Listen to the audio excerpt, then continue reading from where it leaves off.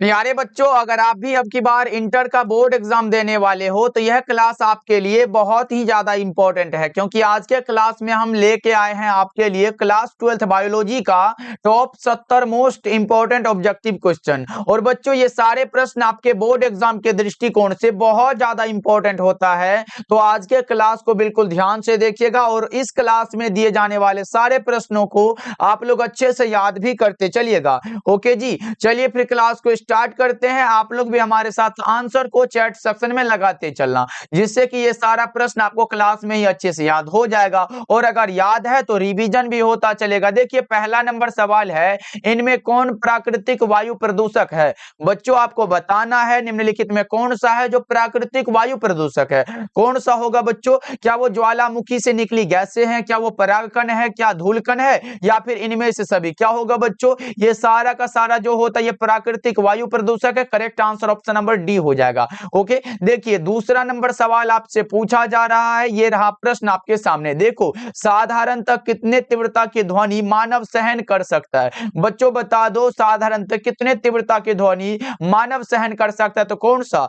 20 से 30 decibel. Correct answer option number A बिल्कुल correct हो जाएगा। चलो, तीसरा नंबर सवाल का जवाब जल्दी से लगा दो। ये रहा प्रश्न आपके सामने। बताओ बच्चों, अत्यधिक समय तक बार बार विकिरणों के प्रभाव से क्या होगा? बताना है आपको, अत्यधिक समय तक बार बार विकिरणों के प्रभाव से बच्चों त्वचा कैंसर होता है। 3 नंबर सवाल का जवाब ऑप्शन ए बिल्कुल करेक्ट हो जाएगा। ध्यान में रहे बच्चों, ये सारा का सारा बोर्ड लेवल क्वेश्चन है, इसलिए इन सारे प्रश्नों को जरूर याद करते चलोगे। देखिए, 4th नंबर सवाल पूछा जा रहा है, गंगा जल में सबको प्रवाहित करने से क्या होता है? बताओ, गंगा जल में सबको प्रवाहित करने से क्या होता है? घुलित ऑक्सीजन में कमी होती है, बीओडी में वृद्धि होती है, या फिर जीवाणुओं में वृद्धि होती है, या इनमें से सभी? तो बच्चों, इन सभी में कमी हो जाती है या फिर वृद्धि होती है। Correct answer option number D बिल्कुल करेक्ट हो जाएगा। ये सारा का सारा कथन क्या होता है? सत्य होता है। 4 नंबर सवाल का जवाब करेक्ट आंसर डी हो जाएगा। चलो, 5वां नंबर सवाल देखो, जलाशयों में सुपोषण के लिए सबसे प्रभावशाली क्या होता है?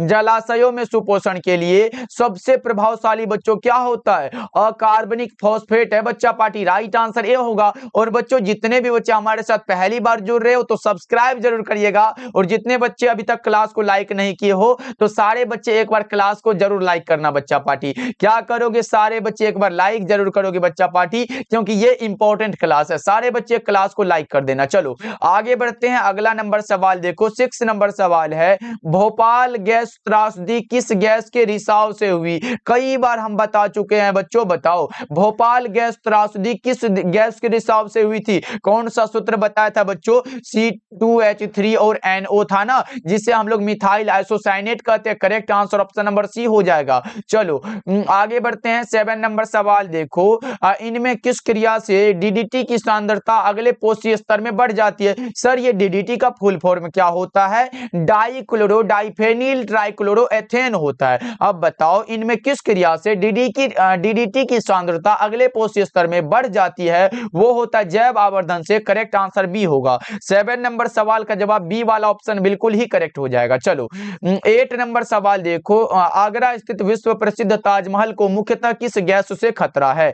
आगरा स्थित विश्व प्रसिद्ध ताजमहल को बच्चों कौन से गैस से खतरा है? तो उसका नाम होता है सल्फर डाइऑक्साइड। क्या नाम है बच्चों? Sulphur dioxide. 8 नंबर सवाल का जवाब सी हो जाएगा। चलो, आगे बढ़ते हैं। 9 नंबर सवाल देखो, ये रहा प्रश्न आपके सामने, पेरोक्सी एसिटिल नाइट्रेट यानी कि PAN किस प्रकार का प्रदूषक है? पेरोक्सी एसिटिल नाइट्रेट बच्चों किस प्रकार का प्रदूषक होता है? वो होता है द्वितीयक प्रदूषक। कौन सा बच्चों? द्वितीयक प्रदूषक। 9 नंबर सवाल का जवाब बी होगा, याद रखना आप सब। चलो, आगे बढ़ते हैं। अगला नंबर सवाल देखो, 10 नंबर सवाल है, फ्लोराइड की सांद्रता वायुमंडल में बढ़ने से होता है। फ्लोराइड की सांद्रता के वायुमंडल में बढ़ने से बच्चा पार्टी क्या होता है? सर, फ्लोरोसिस होता है। क्या होता है बच्चों? फ्लोरोसिस। यानी कि 10 नंबर सवाल का जवाब सी हो जाएगा। बच्चा पार्टी, इस लेवल का क्वेश्चन आ गया ना जी, एकदम छोड़ के नहीं आना, बड़ा एकदम अनर्थ वाला बात हो जाएगा अगर छोड़ दोगे तो। नहीं छोड़ना बच्चों, ऐसा वाला प्रश्न हम लोगों ने कई बार कर चुका है, आपका गलत नहीं होगा। देखो, मीना मीटा रोग उत्पन्न होता है किससे? जल्दी से बताओ बच्चों, मेना मीटा जो रोग उत्पन्न होता है वो किससे होता है? तो आपको पता होगा होगा? ये होता है पारे से प्रदूषित मछलियों के सेवन से। करेक्ट आंसर सी ऑप्शन बिल्कुल करेक्ट आंसर है बच्चों। ओके, चलो आगे बढ़ते हैं। अगला नंबर सवाल देखो, 12 नंबर सवाल का जवाब जल्दी से बता दो। निम्नलिखित गैसों को सामान्यतः ग्रीन हाउस गैस कहते हैं। कौन सा है जिसे हम लोग ग्रीन हाउस गैस कहते हैं बच्चों? कौन सा? क्लोरोफ्लोरोकार्बन जिसे हम लोग फ्रियोन भी कहते हैं, मीथेन हुआ, नाइट्रोजन डाइऑक्साइड हुआ, सल्फर डाइऑक्साइड हुआ, इसे ही तो ग्रीन हाउस गैस कहते हैं ना बच्चों। करेक्ट आंसर ये हो जाएगा। सारे को याद कर लो बच्चों एकदम। अगर इससे ऑप्शन भी बना के देना तो आप लोग सही करके आओगे। ओके, चलो 13 नंबर सवाल देखो, ये रहा प्रश्न आपके सामने। वातावरणीय प्रदूषण में लाइकेन महत्वपूर्ण होता है। बच्चों क्वेश्चन को पढ़ोगे ना एकदम लगेगा कि सर ये सब तो पढ़ा हुआ क्वेश्चन है, बस क्वेश्चन को बढ़ा चढ़ा के लिख दिया है, इसलिए डरना नहीं है। देखो पहले पढ़ो, वातावरणीय प्रदूषण में लाइकेन, लाइकेन के बारे में पढ़ो ना बच्चों। SO2 प्रदूषण के सूचक के रूप में कौन सा होगा? सल्फर डाइऑक्साइड लिख दिया, इसे हिंदी में लिख दिया ना बच्चा पार्टी। राइट आंसर बी लगा दो, एकदम आसान वाला सवाल है। चलो 14 नंबर सवाल देखो, अम्लीय वर्षा के मुख्य कारक कौन होते हैं? हमने क्या बताया था बच्चों, जब वर्षा जल का pH 5.6 से कम होता है इसे हम लोग अम्लीय वर्षा कहते हैं। इसके कारक जो होते हैं वो NO2 होते हैं और कौन से बच्चों? SO2 होते हैं। बताओ कौन सा होगा? राइट आंसर डी वाला होगा ना बच्चा पार्टी। चलो आगे बढ़ते हैं। 15 नंबर सवाल देखो, ये रहा प्रश्न आपके सामने। वाहित मल जल के शुद्धिकरण में क्रियाशील होते हैं। वाहित मल जल के बच्चों शुद्धिकरण में कौन क्रियाशील होते हैं? बताओ जल्दी से। 15 नंबर सवाल का जवाब कौन सा सर? जीवाणु होता है, बैक्टीरिया होता है। करेक्ट आंसर सी हो जाएगा। चलो 16 नंबर सवाल देखो, फोटोकेमिकल स्मोग में हमेशा उपस्थित रहता है कौन सा सर? ओजोन रहता है। फोटोकेमिकल स्मोग में हमेशा रहता है ओजोन, यानी कि O3 बच्चों। करेक्ट आंसर भी हो जाएगा। चलो अगला नंबर सवाल देखो, 17 नंबर सवाल है, एलोपैथी किसके स्राव के कारण होती है? बच्चों कल के क्लास में भी ये प्रश्न था। बताओ आप लोग, एलोपैथी किसके स्राव के कारण होती है बच्चों? जिससे हम लोग क्या कहते हैं? टॉक्सिन कहते हैं। आपको पता है ना बच्चों, हिंदी में इसे क्या कहते हैं सर? आविष कहते हैं। कौन सा ऑप्शन में? राइट आंसर सी हो जाएगा 17 का। चलो आगे बढ़ते हैं। अगला नंबर सवाल देखो, 18 नंबर सवाल का जवाब जल्दी से लगा दो। वायुमंडल के निचले भाग से शिखर तक वायु स्तंभ में ओजोन की मोटाई किस इकाई से मापी जाती है बच्चों? बताओ, ये प्रश्न इंपॉर्टेंट है बच्चों। वायुमंडल के निचले भाग से शिखर तक वायु स्तंभ में ओजोन की मोटाई किस इकाई से मापी जाती है? सर डाल्टन इकाई से। 18 नंबर सवाल का जवाब ए ऑप्शन करेक्ट हो जाएगा। चलो 19 नंबर सवाल देखो, क्योटो प्रोटोकॉल संबंधित है। ये बच्चों किससे संबंधित आपको बताना है? क्योटो प्रोटोकॉल बच्चों हरित गृह प्रभाव से। कौन सा बच्चों? ग्रीन हाउस इफेक्ट से। करेक्ट आंसर बी ऑप्शन बिल्कुल करेक्ट हो जाएगा। ओके, चलो 20 नंबर सवाल देखो, ये रहा। बच्चा पार्टी क्लास को लाइक करते जा रहे हो ना आप लोग? एक बार सारे बच्चे हाँ एक बार थंब वाला इमोजी जरूर भेज देना। देखो निम्न में कौन सा रासायनिक पदार्थ ओजोन परत के परत पर असर डालता है? बताओ बच्चों, निम्न में कौन सा रासायनिक पदार्थ है जो ओजोन परत के ये परत पर असर डालता है? आपको क्या लगाना है बच्चों? कौन सा होता है? क्लोरोफ्लोरोकार्बन, यानी कि बच्चों CCl2 होता है, F2, जिसे हम लोग और भी नाम से जानते हैं, उसका नाम फ्रियोन भी होता है। क्या नाम बच्चों? फ्रियोन, याद रख लो आप लोग। चलो आगे बढ़ते हैं। 21 नंबर सवाल देखो, अम्लीय वर्षा किस प्रकार के प्रदूषण के अंतर्गत आता है? अम्लीय वर्षा बच्चों इसका कारक कौन सा होता है? SO2 और NO2 होता है।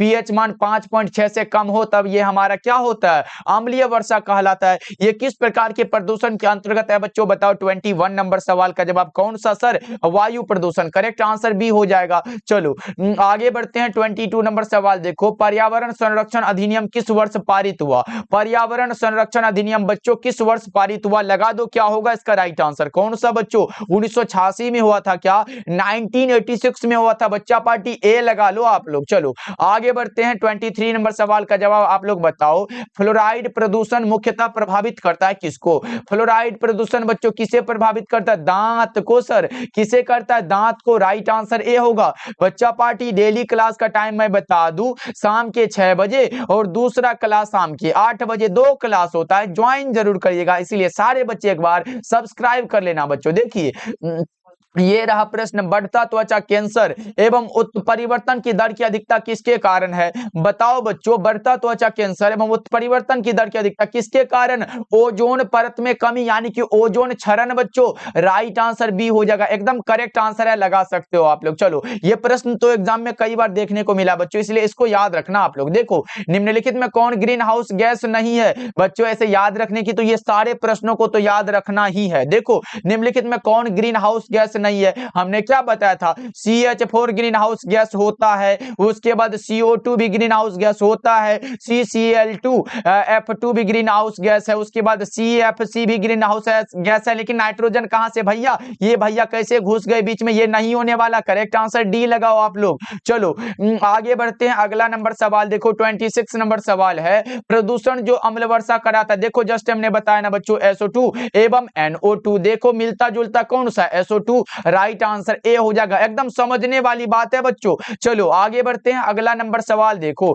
27 नंबर सवाल है, वर्षा अम्ल वर्षा कहलाती है जब इसका pH कम होता है। किससे कम होगा सर? 5.6 से कम होगा, तो यही तो अम्ल वर्षा है ना।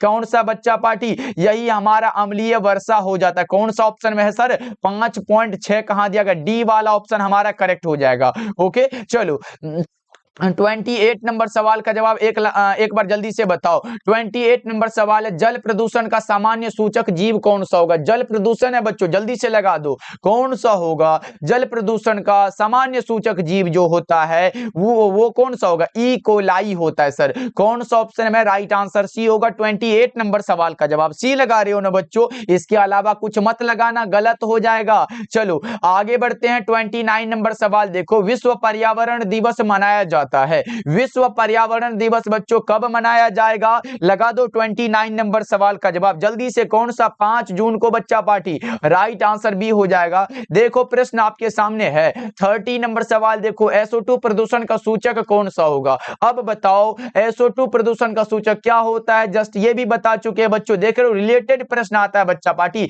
एकदम उससे संबंधित आता है, कहीं अलग से नहीं पूछेगा। लाइकेन राइट आंसर ए हो जाएगा। चलो आगे बढ़ते हैं, अगला नंबर सवाल देखो, 31 नंबर सवाल, बायोगैस में क्या होते हैं? यही सब वाला तो प्रश्न आएगा ना बच्चों। बायोगैस में क्या होता है? CO2 H2S CH4, ये सभी के सभी बायोगैस में। करेक्ट आंसर डी हो जाएगा। ओके चलो अगला नंबर सवाल देखो, 32 नंबर सवाल है, ग्रीन मफलर किस प्रकार के प्रदूषण के निदान हेतु प्रयुक्त होता है? किस प्रकार के प्रदूषण हेतु बच्चों निदान में प्रयुक्त होता है? ग्रीन मफलर के बारे में पूछा गया, कौन सा होगा? ध्वनि प्रदूषण। राइट आंसर डी होगा। क्या होगा बच्चों? ऑप्शन डी है। चलो आगे बढ़ते हैं, 33 नंबर सवाल, चिपको आंदोलन, ये भी कल के क्लास में हम लोगों ने कवर किया बच्चों।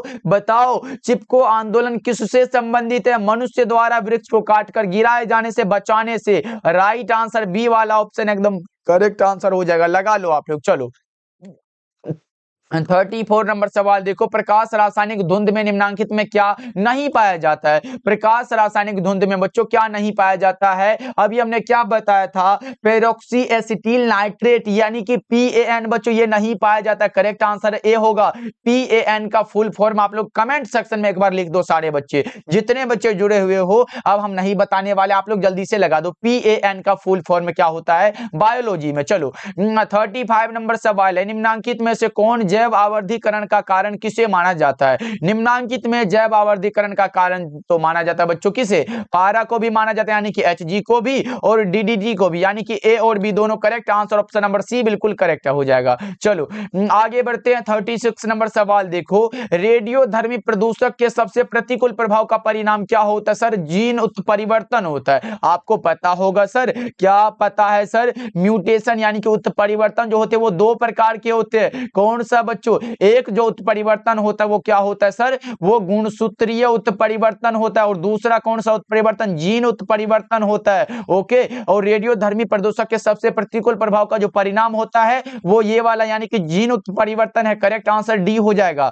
चलो आगे बढ़ते हैं, 37 नंबर सवाल देखो, कार्बन मोनोऑक्साइड एक प्रमुख प्रदूषक होता है किसका? कार्बन मोनोऑक्साइड बच्चों जल्दी से बता दो, कार्बन मोनोऑक्साइड एक प्रमुख प्रदूषक होता है वायु का। 37 47 नंबर सवाल का जवाब ए वाला ऑप्शन हमारा बिल्कुल करेक्ट हो जाएगा। चलो एकदम मजेदार मजेदार प्रश्न आने वाला है बच्चा पार्टी, देखते तो चलो। देखो निम्नलिखित में कौन ग्रीन हाउस गैस है? अब ग्रीन हाउस गैस है के बारे में पूछा, CH4 हो जाएगा ना बच्चों, CCl2F2 हो जाएगा ना, उसके बाद CO2 भी हो जाएगा, यानी कि ऑल ऑफ दीज बच्चा पार्टी डी वाला ऑप्शन लगा रहे हो ना, राइट आंसर डी हो जाएगा। चलो 39 नंबर सवाल का जवाब लगा दो, ये रहा, जल में इकोलाई की अधिकता किसकी सूचक है? जल में इकोलाई की अधिकता बच्चों किसकी सूचक है, ये आपको बताना है। पानी का खारापन होगा, या फिर औद्योगिक प्रदूषण होगा, या फिर वाहित मलजल प्रदूषण है, या फिर इनमें से सभी? क्या होगा 39 नंबर सवाल का जवाब? आप लगाओ सर, वाहित मलजल प्रदूषण होता है, करेक्ट आंसर सी हो जाएगा। चलो अगला नंबर सवाल देखो, ये रहा प्रश्न, निम्नांकित में कौन सा कथन जैविक खेती के बारे में असत्य है? और बच्चों ये क्वेश्चन बैंक का सवाल है, बता दो कौन सा होगा। निम्नांकित में कौन सा कथन जैविक खेती के बारे में गलत है? बच्चों रासायनिक उर्वरकों का प्रयोग ये इसमें नहीं होता है, करेक्ट आंसर डी हो जाएगा। ऑप्शन डी लगाना बिल्कुल करेक्ट हो जाएगा। चलो आगे बढ़ते हैं, 41 नंबर सवाल देखो, निम्नलिखित में से किस पौधे को बंगाल का आतंक कहा गया है? बच्चों टेरर ऑफ बंगाल किसे कहा गया है? जलकुंभी भैया को राइट आंसर ए होगा। जलकुंभी बच्चों 65,000 से अधिक पौधे मात्र 8 मंथ में ही उत्पन्न करते हैं बच्चों, मात्र 8 मंथ में। चलो आगे बढ़ते हैं, अगला नंबर सवाल, ये मात्र 8 मंथ भी मात्र नहीं है बच्चा पार्टी। देखो जैव विविधता में सम्मिलित है, जैव विविधता में कौन सा? जमीनीय, जलीय, पारिस्थितिक तंत्र, या फिर इनमें से सभी? क्या होगा इसका राइट आंसर? ये सारे के सारे होते हैं, करेक्ट आंसर डी हो जाएगा। चलो आगे बढ़ते हैं, 43 नंबर सवाल देखो, भूमंडल के सबसे बड़ा जैव विविधता वाला क्षेत्र कौन सा है? भूमंडल बच्चों सबसे बड़ा जैव विविधता वाला जो क्षेत्र माना जाता है उसका नाम क्या है? आप बताओगे क्या? कौन सा? अमेजन का वर्षावन, करेक्ट आंसर सी होगा 43 नंबर सवाल का जवाब। बच्चा पार्टी बस आपका काम है क्लास को लाइक करते चलना, उसके बाद हमारा काम है एक्सप्लेन करके पढ़ाना, वो हम कर लेंगे बच्चों। बस आप लोग क्लास को लाइक करते चलो, हमारे साथ पहली बार जुड़े तो सब्सक्राइब कर लेना। देखो उभयचरों की संख्या ज्यादा है कहां पर? उभयचरों की संख्या बच्चों सबसे ज्यादा कहां पर है? मैदानी क्षेत्रों में, रेगिस्तानी क्षेत्र में, पश्चिमी घाट में, या फिर पूर्वी घाट में? कहां पर जाता है सर? ये पश्चिमी घाट में, करेक्ट आंसर सी हो जाएगा। चलो आगे बढ़ते हैं, देखो रेड डाटा बुक में सम्मिलित है, रेड डाटा पुस्तक में बच्चों विलुप्त हो रहे पौधे की सूची है, दुर्लभ पौधे की सूची है, आपत्तिग्रस्त प्राणियों की सूची है, ये सारा का सारा सही है, करेक्ट आंसर डी हो जाएगा। चलो आगे बढ़ते हैं, 46 नंबर सवाल का जवाब बताओ, आम की लगभग कितनी स्पीसीज भारत में मिलती है? आम की बच्चों लगभग कितनी स्पीसीज है जो भारत में मिलती है? 1000 से अधिक। कितने बच्चों? 1000 से अधिक, right answer option number D हो जाएगा, करेक्ट है बच्चों। चलो आगे बढ़ते हैं, 47 नंबर सवाल देखो, जब हम ध्रुव से भूमध्य रेखा की ओर बढ़ते हैं तब जैविक विविधता क्या होती है? ये भी सीधे रूप से बच्चों बढ़ जाती है। 47 नंबर सवाल का जवाब ए ऑप्शन करेक्ट है। चलो 48 नंबर सवाल देखो, अमेजन के वनों में पादपों की स्पीसीज है, अमेजन के वनों में बच्चों पादपों की कितनी स्पीसीज है ये आपको बताने हैं। कौन सा हो जाएगा सर? लगभग में 40,000 है, करेक्ट आंसर डी हो जाएगा। चलो आगे बढ़ते हैं, 49 नंबर सवाल देखो, इनमें कौन विलुप्त हो गए हैं? आप लोग तो एकदम क्वेश्चन बैंक पढ़ के डोडो तो लगा दोगे, लेकिन बच्चों आगे बढ़े तो स्टीलर्स सी का भी विलुप्त है, उसके बाद थाइलेसिन भी, यानी कि इनमें से सभी क्या है? ये सारे के सारे विलुप्त हो गए हैं, करेक्ट आंसर डी हो जाएगा। चलो अगला नंबर सवाल देखो, ये रहा, पृथ्वी सम्मेलन किस वर्ष आयोजित हुआ? पृथ्वी सम्मेलन बच्चों किस वर्ष आयोजित हुआ, उसका नाम बताओ। 50 नंबर सवाल आपके सामने और आप लगा रहे हो 1992 में, राइट आंसर भी होगा 1992 में। चलो आगे बढ़ते, अगला नंबर सवाल देखो, ये रहा, प्रश्न आपके सामने थोड़ा सा बड़ा क्वेश्चन है लेकिन आसान वाला है। देखो जब संकटोत्पन्न पादपों तथा जंतुओं को उनके प्राकृतिक आवास से एक अलग विशेष स्थान पर उनकी देखभाल की जाती है उसे क्या कहते हैं? बाह्य स्थानीय कहते हैं। क्या कहते हैं बच्चों? बाह्य स्थानीय कहते हैं, यानी कि एक्सिटू कहते हैं। उसके बाद इंसिटू वाला वो अलग, यानी कि स्वस्थानीय वाला हो जाता है। चलो आगे बढ़ते हैं, अगला नंबर सवाल देखो, ये रहा, स्वस्थानीय संरक्षण का उदाहरण कौन सा होगा? स्वस्थानीय बच्चों इन सीटू वाला बात है, जल्दी से बताओ, इन सीटू कंजर्वेशन वाला बताओ ना। 52 नंबर सवाल का जवाब कौन सा होगा? जंतु उद्यान, वानस्पतिक उद्यान, जीव सफारी पार्क, ये सारा का सारा क्या है? स्वस्थानीय स्थानीय संरक्षण का उदाहरण है। चलो आगे बढ़ते हैं, अगला नंबर सवाल देखो, ये रहा। हुलॉक गिब्बन पाया जाता है कहां पर? हुलॉक गिब्बन बच्चों कहां? गिर राष्ट्रीय उद्यान में, हजारीबाग राष्ट्रीय उद्यान में, कॉर्बेट राष्ट्रीय उद्यान में, या फिर काजीरंगा पक्षी अभ्यारण्य में? बता दो। 53 नंबर सवाल का जवाब बच्चा पार्टी कौन सा? काजीरंगा पक्षी अभ्यारण्य में। करेक्ट आंसर डी हो जाएगा। ओके बच्चों, चलो आगे बढ़ते हैं, अगला नंबर सवाल देखो। इसमें क्वेश्चन बैंक वाला भी कुछ क्वेश्चन मिक्स है बच्चों, तो याद करते चलो, याद करने में मजा आ जाएगा। देखो ये रहा, डोडो क्या होता है? जस्ट हमने बताया सर, ये तो विलुप्त हो गए ना बच्चों। कौन सा विलुप्त वाला बात है? कौन से ऑप्शन में विलुप्त प्रजाति है? करेक्ट आंसर ए हो जाएगा। 54 नंबर सवाल का जवाब ए को टिक कर सकते हो, लॉक कर सकते हो बच्चों। चलो 55 नंबर सवाल देखो, काजीरंगा राष्ट्रीय उद्यान किसके विख्यात है? किसके लिए विख्यात है? जल्दी से बताओ बच्चों, काजीरंगा राष्ट्रीय उद्यान जो है वो किसके लिए विख्यात है? 55 नंबर सवाल का जवाब बताओ। गेंडा के लिए। करेक्ट आंसर डी हो जाएगा। ओके चलो आगे बढ़ते हैं। देखो बाह्य स्थानीय संरक्षण का एक उदाहरण है, वहां पे था स्वस्थानीय यानी कि इंस्टीट्यूट था, यहाँ पे एक्सीटू है। जल्दी से बताओ कौन सा होगा? बाह्य स्थानीय संरक्षण का कौन सा उदाहरण होगा? 56 नंबर सवाल का जवाब कौन सा? बीज बैंक। राइट आंसर सी हो जाएगा। चलो आगे बढ़ते हैं। 57 नंबर सवाल देखो, इनमें कौन भारतवर्ष में जैव विविधता का हॉटस्पॉट है? जैव विविधता का हॉटस्पॉट माना जाता है किसे? पश्चिमी घाट को। राइट आंसर सी हो जाएगा। चलो आगे बढ़ते हैं। 58 नंबर सवाल देखो, भारत की वैश्विक जातीय विविधता का प्रतिशत कितना होगा? 7.8% से लेके बच्चों 8.1% है। बताओ कौन सा ऑप्शन में दिया गया? राइट आंसर ए होगा, लगभग में होगा। राइट आंसर क्या लगाओगे बच्चों? 58 नंबर सवाल का जवाब ए हो जाएगा। चलो 59 नंबर सवाल देखो, निम्नांकित में से कौन सा जैव विविधता के स्वस्थानीय संरक्षण का तरीका नहीं है? नहीं वाला बात है सर, वानस्पतिक उद्यान नहीं है। 59 नंबर सवाल का जवाब ए ऑप्शन लगा रहे हो ना बच्चों। चलो 60 नंबर सवाल का जवाब ये रहा। प्रश्न बता दो। एक बार क्लास को लाइक वाइक कर देना जी। देखो निम्नांकित में कौन संकटग्रस्त स्पीसीज है? संकटग्रस्त स्पीसीज बच्चों बताओ कौन सा होगा? नेपेंथिस हो जाएगा। राइट आंसर सी हो जाएगा ना। चलो आगे बढ़ते हैं। 61 नंबर सवाल का जवाब लगा दो। सरदार सरोवर बच्चा पार्टी 10th में भी पढ़ते आ रहे हो, सरदार सरोवर के बारे में आप लोगों ने SST में पढ़ा होगा। कौन सा होगा जल्दी से बताओ? सरदार सरोवर बांध बच्चों नर्मदा पर है। कहां पर है सर? नर्मदा नदी पर आधारित है। करेक्ट आंसर ए हो जाएगा। चलो आगे बढ़ते हैं। अगला नंबर सवाल देखो, ये रहा प्रश्न। दुधवा राष्ट्रीय पार्क जो है बच्चों या फिर उद्यान कहां पर है? दुधवा राष्ट्रीय उद्यान बच्चों यूपी में है। कहां पर है? उत्तर प्रदेश में है। याद रखना बच्चों, ये इंपॉर्टेंट है। दुधवा राष्ट्रीय उद्यान कहां है? उत्तर प्रदेश में। हमारे साथ बोलो ना जी, काहे चुप बैठे हो? बोलो, उत्तर प्रदेश में है। चलो आगे बढ़ते हैं। 63 नंबर सवाल देखो, काजीरंगा राष्ट्रीय उद्यान कहां पर है? अब काजीरंगा का नाम बताओ कहां पर है? काजीरंगा है असम में। काजीरंगा कहां है बच्चों? असम में है। करेक्ट आंसर ए हो जाएगा। चलो आगे बढ़ते हैं। 64 नंबर सवाल देखो, निम्नलिखित में कौन सही है? सही वाले का नाम बताओ। ये वाला देखो, गिर राष्ट्रीय उद्यान गुजरात में है क्या सर? बिल्कुल। हमारे साथ बोलो बच्चों, ये याद करने वाली चीजें हैं। 2 नंबर में या फिर 1 नंबर में पूछेगा, गिर राष्ट्रीय उद्यान कहां है? गुजरात में है। गुजरात बोल लिए। अब देखो, कॉर्बेट राष्ट्रीय उद्यान उत्तराखंड में, ये भी सही है। कॉर्बेट राष्ट्रीय उद्यान उत्तराखंड में है। रणथंभौर राष्ट्रीय उद्यान राजस्थान में। देखो र से रणथंभौर राष्ट्रीय उद्यान राजस्थान। याद हो गया ना बच्चों? देखो गौ से गिर और गुजरात, और इनमें से सभी क्या है? बिल्कुल सही है। ऑप्शन डी लगाओ तो बिल्कुल ही करेक्ट आंसर हो जाएगा बच्चों। चलो आगे बढ़ते हैं। अगला नंबर सवाल देखो, निम्नलिखित में कौन सही नहीं है? अब नहीं वाला बताओ, जल्दी से बताओ। मानस अभ्यारण्य बच्चों असम में है क्या?